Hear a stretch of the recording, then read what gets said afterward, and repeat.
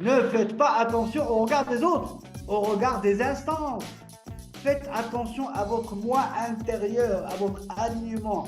Faites ce qui vous semble être juste, du mot justice et justesse ensemble.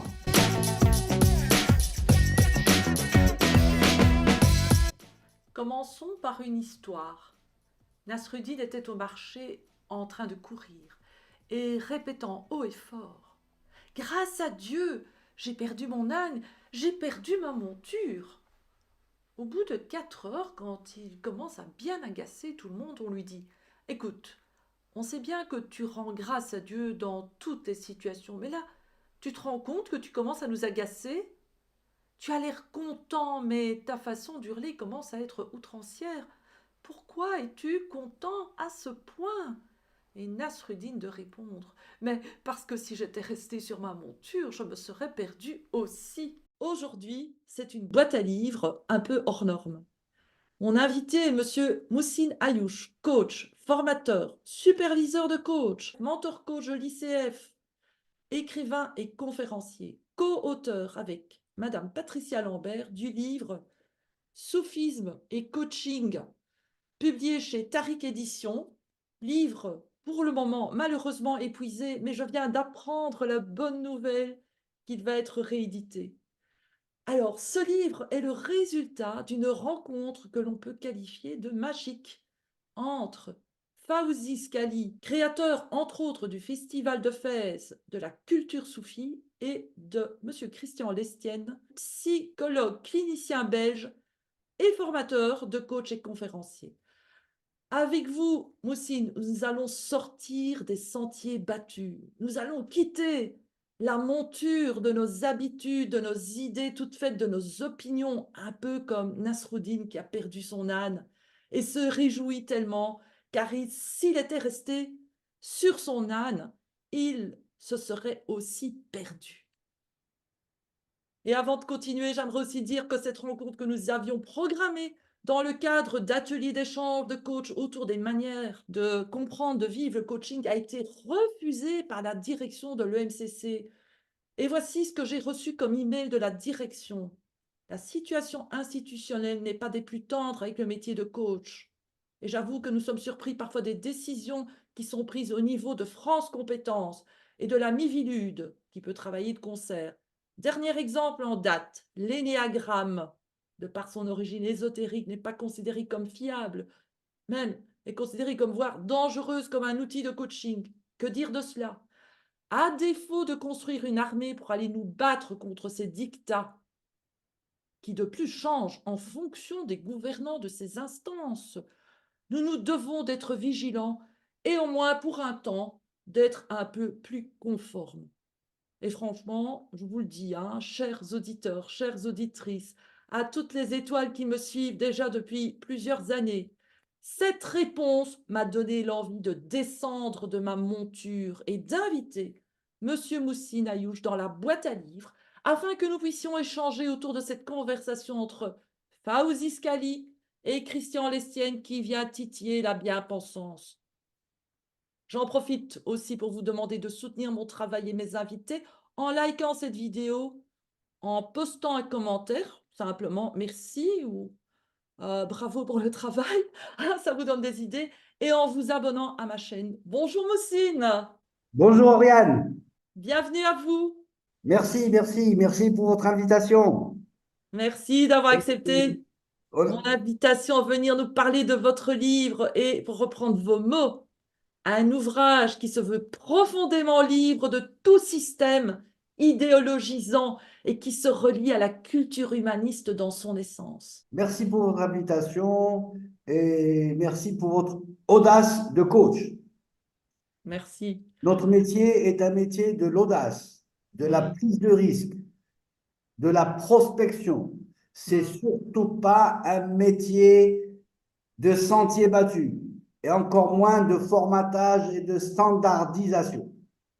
Magnifique.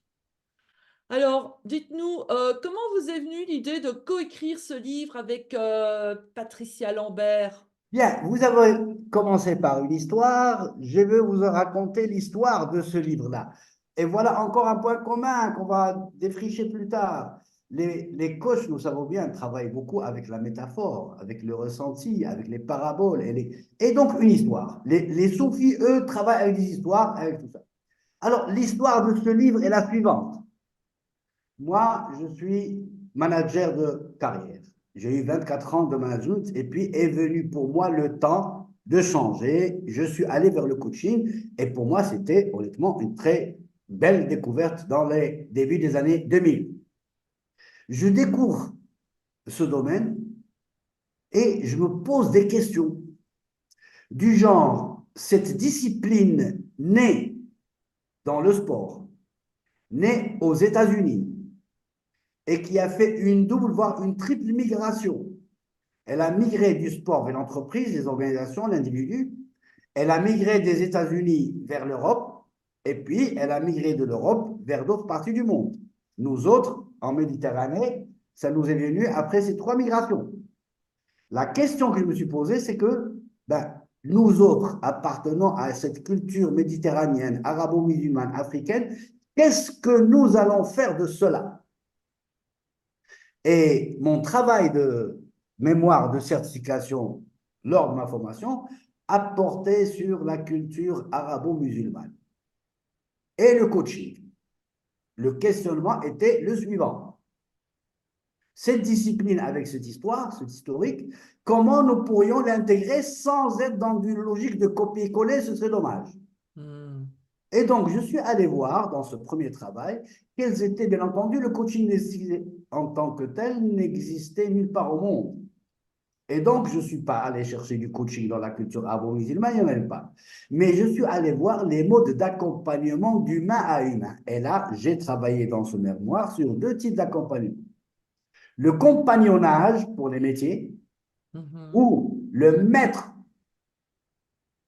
accompagnait l'apprenant jusqu'à ce que lui-même devienne maître.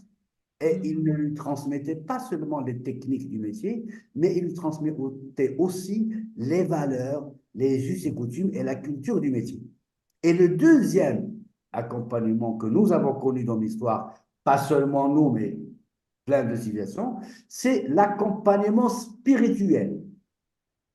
Chez nous, dans la culture arabo-musulmane, ça s'appelle le soufisme. Mhm. Chez les chrétiens, ça s'appelle le mysticisme. Chez les juifs, c'est la kabbale ou le hassidisme. Et nous avons de l'accompagnement spirituel même dans des religions non déistes, telles que le bouddhisme. Et donc, j'ai fait ce mémoire-là, et ma conclusion a été la suivante. Certes, le coaching est transculturel, Mhm. dans ce sens qu'il s'intéresse à l'être humain en tant qu'être humain, quelle que soit sa culture, son origine, ses croyances et tout ça. S'il est transculturel, il ne peut pas se permettre d'être métaculturel. Il ne peut pas s'installer en dehors de la culture.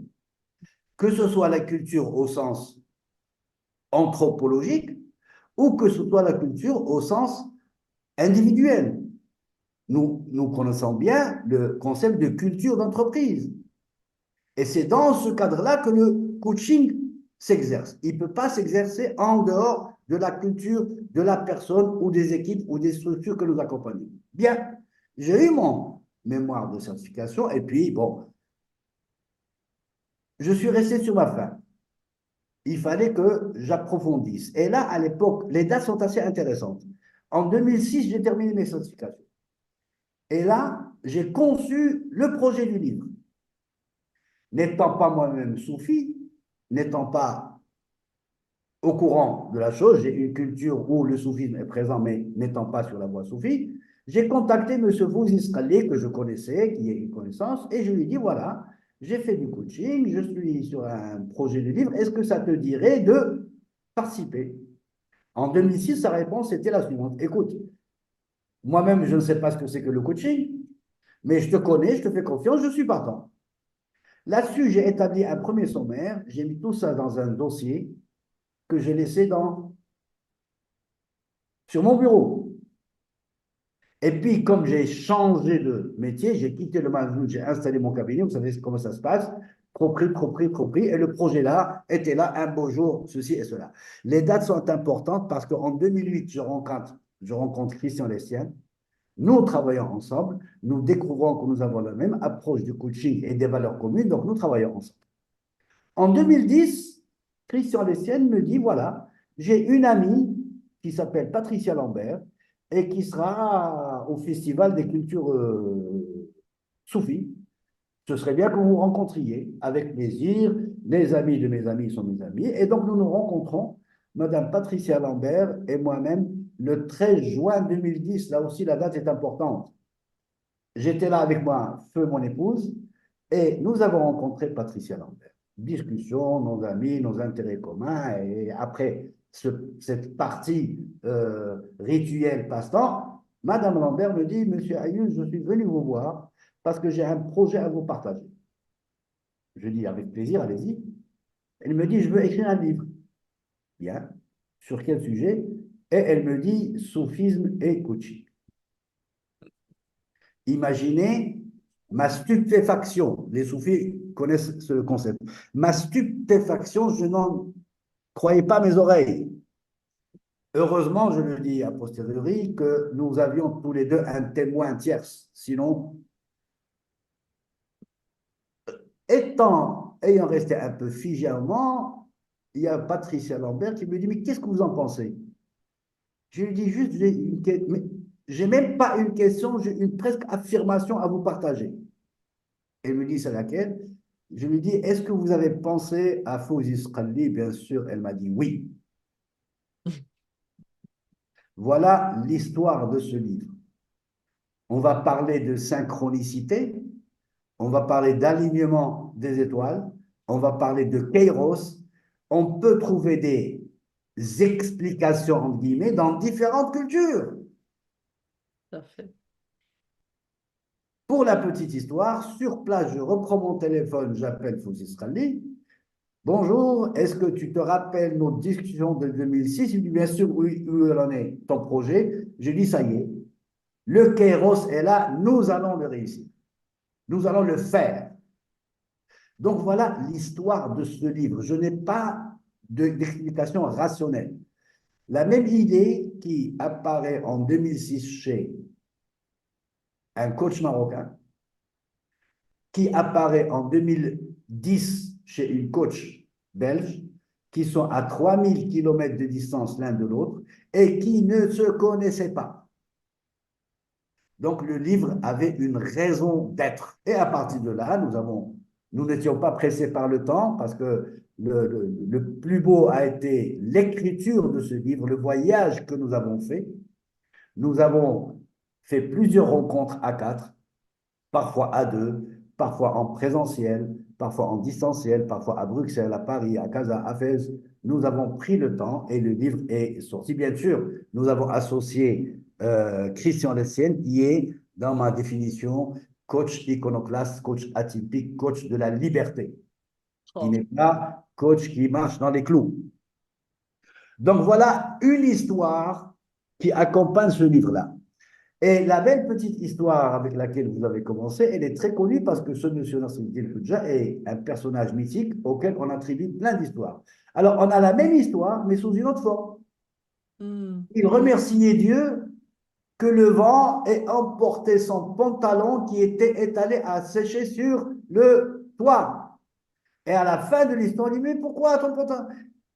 Attention, si j'étais en train de porter ce pantalon-là, je serais tombé moi-même. Voilà donc les raisons d'être de ce livre-là. Magnifique. Et alors, ben, me vient, parce que finalement, c'est un livre écrit à 8 mains, on peut dire. Absolument. 8 mains. Absolument. Absolument. Oui, 4 esprits, 8 mains. Et donc, comment avez-vous vécu ces échanges entre vous quatre?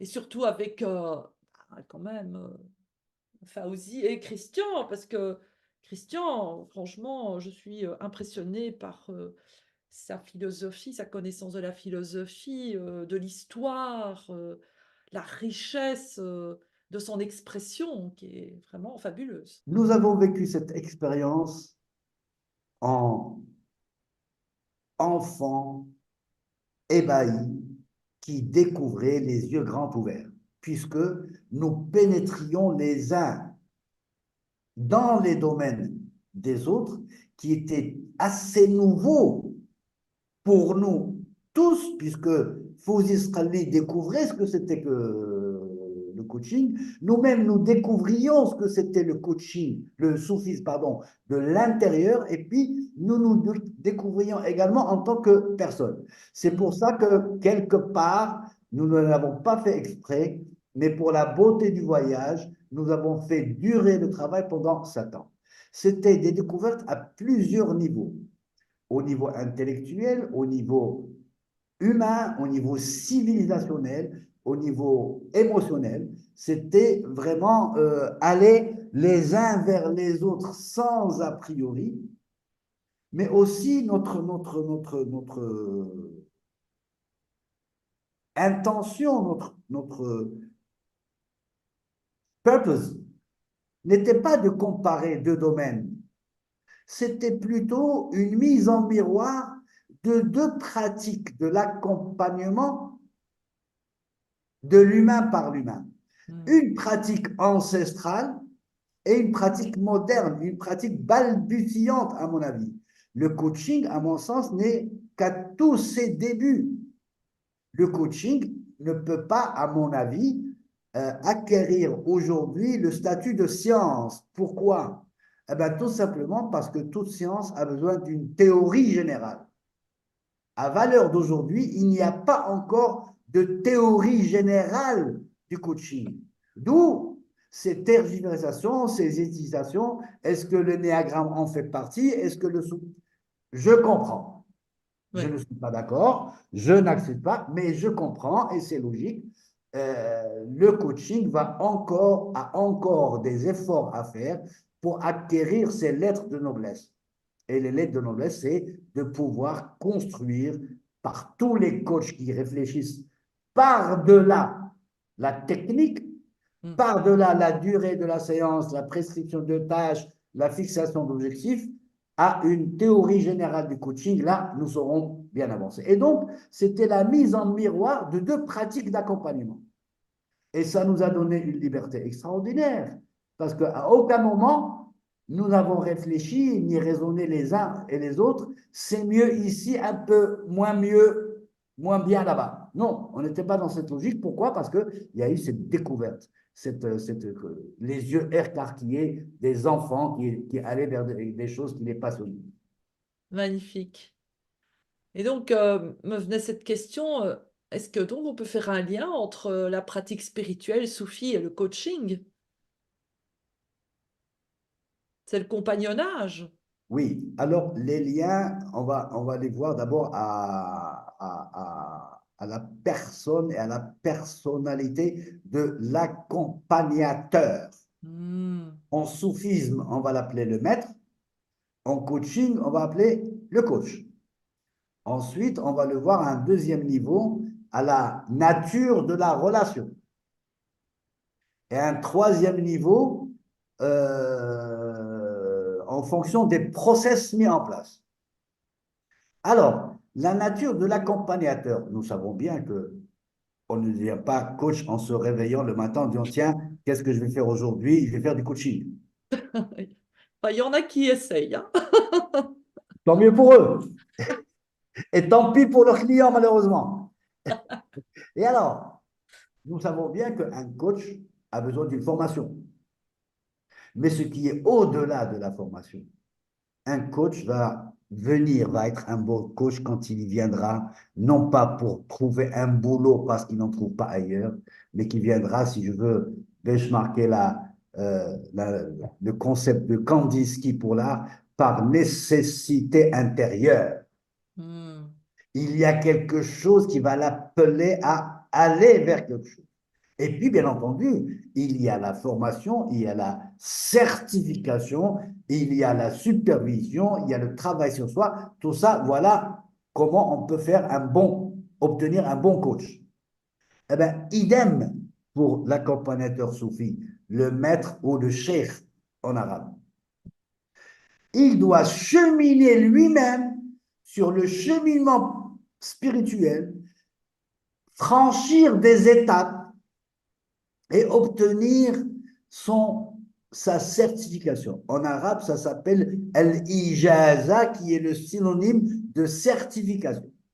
Quelqu'un dans son CV qui va dire certifié ou obtenu une licence, en arabe, ijaza égale licence. Donc, voilà un point commun. Autrement dit, un cheminement spirituel à soi-même.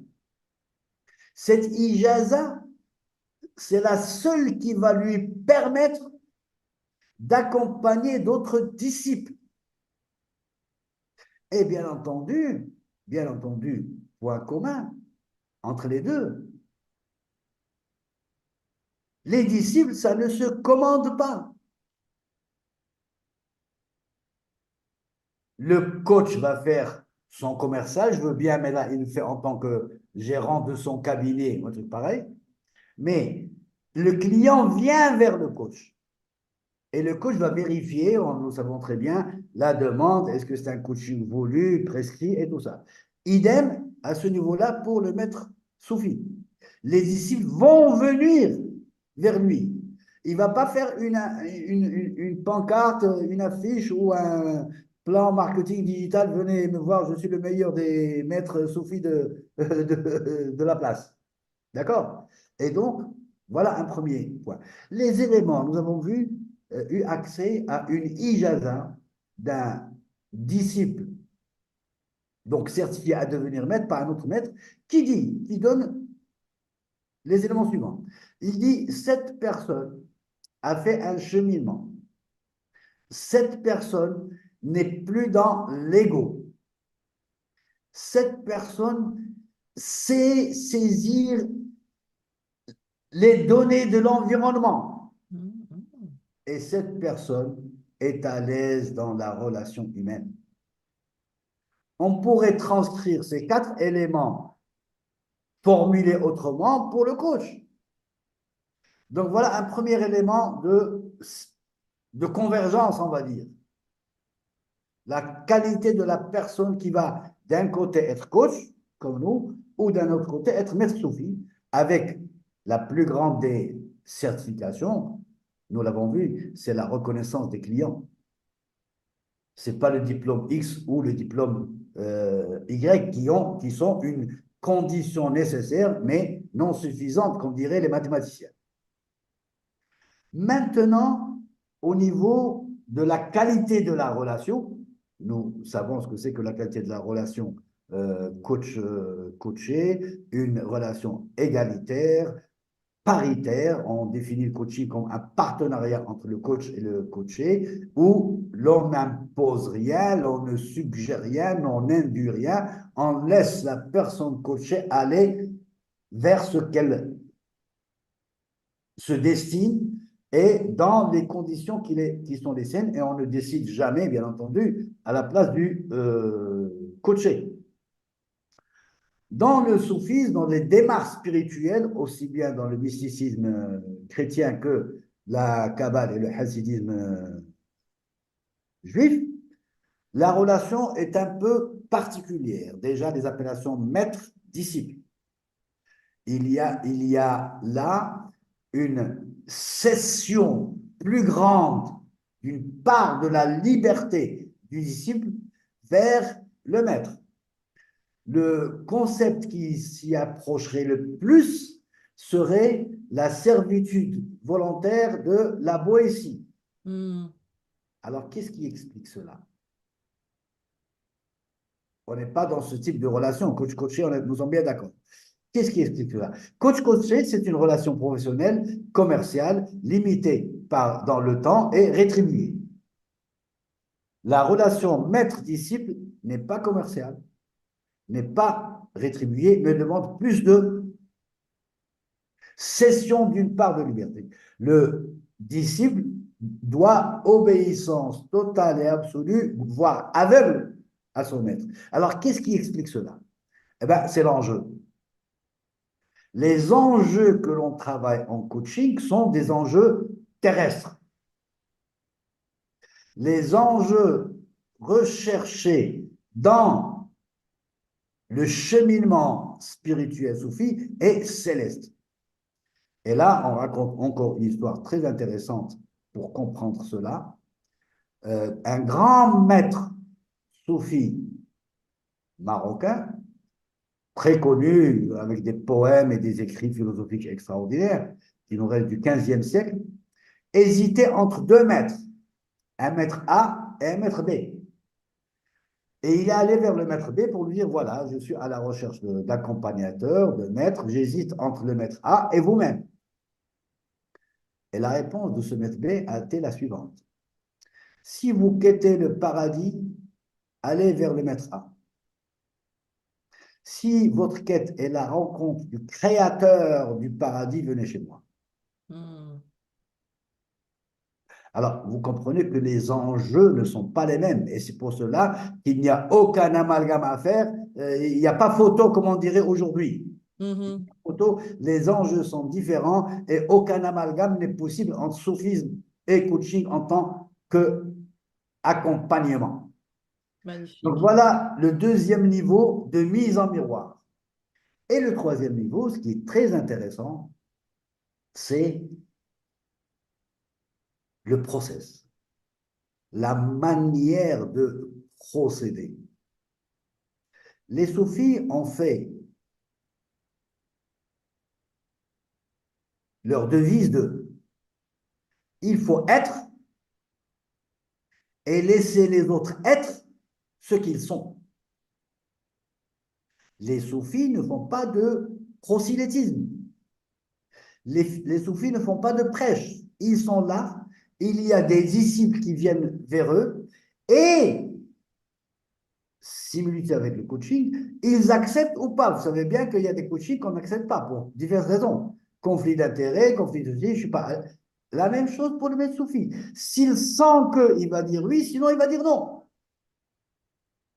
D'accord. Hmm. Sauf que on va accompagner le disciple en soufisme avec cette règle-là qui est extraordinaire du point de vue pédagogique et que nous utilisons bien entendu en coaching. Ils appellent ça la mise à disposition en fonction de la prédisposition. Hmm. Principe pédagogique extraordinaire. On apporte à la personne que c'est que nous pensons, elle est prédisposée à accueillir. Et vous savez bien qu'en coaching, on peut aller sur une piste, se rendre compte que ça ne va pas, et va dire, excusez-moi, ce n'est pas la bonne piste, est-ce que ça vous va? Eh bien, la même chose. C'est un accompagnement soft. Ce n'est pas l'enseignement classique dans une classe. Il faut que tu apprennes la table de multiplication par 5. Il faut la répéter 50 fois, c'est couru. On va laisser émerger des prises de conscience, Hmm. une autre similitude. Et puis, on ne va pas, les soufis n'interviennent pas par injonction, sauf dans ce qui correspondrait chez nous aux prescriptions de tâches, où là, les soufis, rappelez-vous la qualité et l'enjeu, vont être directifs. Le coach va laisser la prescription de tâches émerger du coaching, et j'aime bien la terminologie canadienne là-dedans. Il y a une dégradation. En français, le monde francophone, côté français, va dire prescription de tâches. Aux États-Unis, on va dire homeworks, ce qui rappelle déjà l'école. Hmm. Bon, eh bien, nos amis américains, ils vont avec le gros bottes. Au Canada, ils sont beaucoup plus fins, ils appellent cela une requête. Beaucoup plus fin. On Hmm. fait une requête et la personne coachée, elle prend pas. D'accord. En soufisme, c'est pas la requête, c'est pas les pressions. Là, c'est du homework à réaliser et réussir avant de revenir en accompagnement. D'accord. Mais sinon, c'est des histoires, c'est des paraboles, c'est aussi des mises en situation. C'est aussi des mises en situation. Et voilà encore le miroir qui renvoie des pratiques similaires, approchantes, dans un type d'accompagnement moderne qui est le coaching et un autre type d'accompagnement ancien, existentielle, spirituelle, ancestrale, comme dit ma compagne d'écriture, Patricia Lambert. Merci pour cette explication vraiment éclairante. Et tout cela m'amène à cette phrase que Christian Lestienne avait reçue de sa maman. Je trouve que c'était une phrase vraiment qui me parle beaucoup parce que quand on me dit oh, tu travailles tout le temps, Réanne, je dis non, je ne travaille pas, j'œuvre. Et Christian dit œuvre comme si tout dépendait de toi et fais confiance comme si tout dépendait de la vie. Et c'est venu m'interroger sur la notion de volonté parce que c'est vrai qu'en coaching, il y a cet aspect d'atteindre des objectifs. Le coach, ben, il a l'impression qu'il ne réussit pas son coaching s'il n'arrive pas à accompagner ses coachés à atteindre les objectifs qu'ils souhaitaient atteindre. Et aussi, ce que j'ai observé dans ma pratique, c'est que il m'est arrivé d'avoir des clients qui étaient bloqués par un excès de volonté, comme si la volonté devenait un frein, alors qu'on entend tellement les messages, si tu le veux, tu le peux, etc., etc. Enfin, we can do it, etc. Yes, yes, we can. Oui, voilà. Et donc, comment, selon vous, un coach peut aider le coaché à concilier volonté et désir de ce qui est possible? Cette phrase est vraiment percutante. Nous l'avons entendue chez Christian, qui la répète souvent parce que c'est une réalité, c'est pas une invention. Mhm. Et dans les échanges que nous avons eus, est sorti un concept que connaissent les soufis, avec lequel ils travaillent, c'est la dialectique de l'effort et de la grâce. Mm. Les choses adviennent non seulement par l'effort et non seulement par la grâce. Il y a des efforts qu'on va trouver, œuvre comme si tout dépendait de toi, fais l'effort qu'il y a à faire, travaille à ceci, planifie cela, et tel objectif, et fais ce que tu as à faire. Et puis, à un certain moment, va advenir la grâce côté spirituel. Mhm. Côté coaching, va advenir le changement. On sait bien que tout est dans le voyage, pas dans la destination.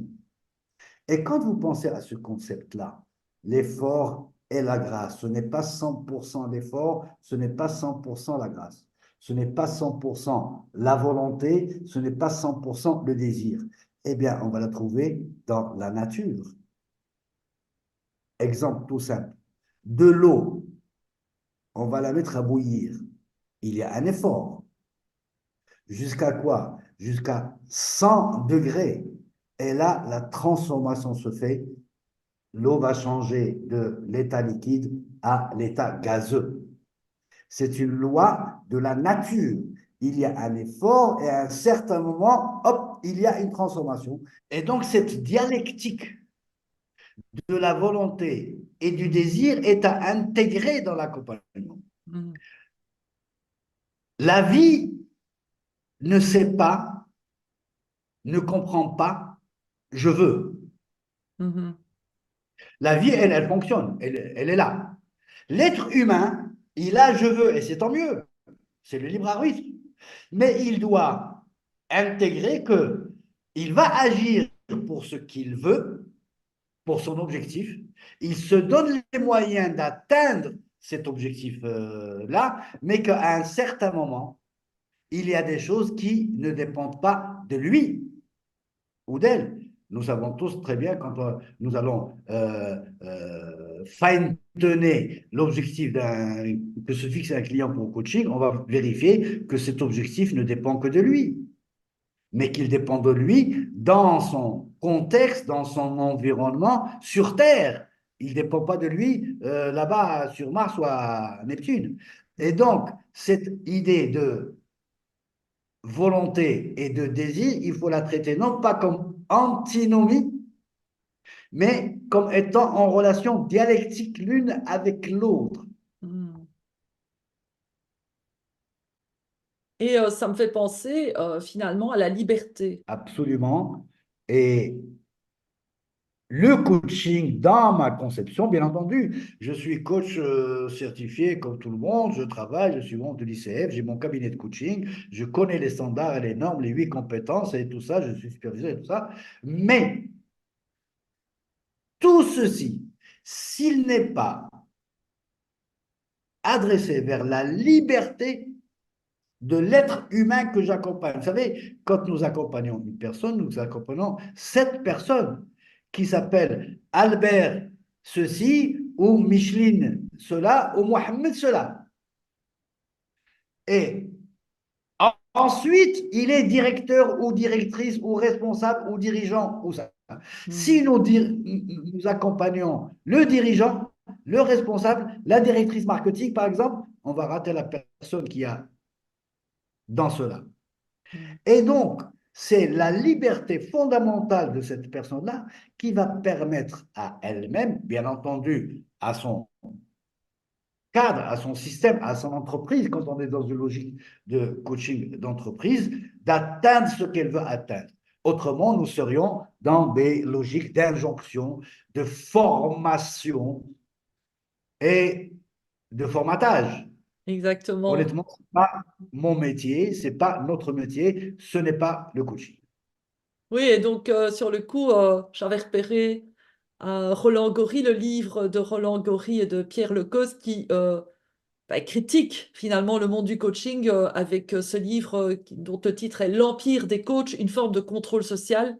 Ce que j'ai pu observer étonnamment durant cette période un peu bizarre du Covid, où j'avais entendu dans le cadre de l'association dont je fais partie, euh, on n'a pas été invité à faire cela, mais on nous a présenté des situations dans le monde anglo-saxon où les associations encourageaient et encouragent encore maintenant les coachs à amener des thématiques comme les questions de genre, le réchauffement climatique et ce genre de thèmes qui parfois n'ont rien à voir avec la quête du coaché, puisque le coaché vient pour travailler une problématique, atteindre un objectif. Je reprends d'ailleurs page 221. Fauzi nous apprend ainsi que le courant soufi des Bahamatis considérait que le regard des autres formatait la liberté intérieure. Être dépendant de l'approbation ou du rejet des autres conditionne notre liberté. Et donc j'avais envie de conclure notre interview avec ça et de vous demander, mais finalement, que diriez-vous, vous, pour conclure cette interview? Alors déjà, le livre de Gori et Le Cause a été l'une de mes premières lectures et je le recommande à toutes les personnes que je forme au coaching. Hmm. C'est des personnes sensées, raisonnables, qui ont fait, à mon sens, jusqu'à présent, la meilleure critique que j'ai eu à lire du coaching. Il y en a beaucoup, Mhm. et plus justifiées les unes que les autres. Je bifurquerai sur les Malamati. Eux, leur homework, on va dire, leur prescriptage, c'est de se comporter totalement à l'antithèse du bon musulman, Hmm. totalement à l'opposé. Pourquoi? Pour recevoir le rejet, l'opprobre de toute la population pour se libérer du regard de l'autre. Waouh! Là, jusqu'à ce point-là, on est en dehors de je suis bien si les autres me renvoient. Non, je suis bien quand je suis aligné, quand je suis sur la voie, quand je suis congruent et en cohérence avec mes valeurs, mes actions, mes pensées. Et donc, et donc peut-être que je conclurai avec vous en disant au coach, ne faites pas attention au regard des autres, au regard des instances. Faites attention à votre moi intérieur, à votre alignement. Faites ce qui vous semble être juste, du mot justice et justesse ensemble. Waouh! Voilà. Ah, tout grand merci, Moussine, pour cette interview qui, j'espère, inspirera tous les coachs et les constellateurs et constellatrices, puisqu'il y a pas mal de constellateurs et de constellatrices qui suivent cette chaîne. J'en profite aussi pour vous rappeler que si vous avez trouvé cette interview inspirante, utile. N'oubliez pas de la liker afin de la faire remonter dans les algorithmes. Et j'ajoute que ce sont vos commentaires qui vont vraiment faire la différence. Et également, je vous invite à noter dans vos agendas que mercredi 24 avril à 13 heures, eh bien, mon invité sera Noémie Lemaine, qui viendra nous parler en direct sur ma chaîne de sexisme et coaching. Donc voilà, on aborde plein de thèmes sur ma chaîne, donc du soufisme au sexisme. Je crois que ça va stimuler nos petites neurones. Un tout grand merci, Moussine. Merci à vous. J'ai été très charmé et ça a beaucoup stimulé mes neurones aussi. Super, merci. À bientôt!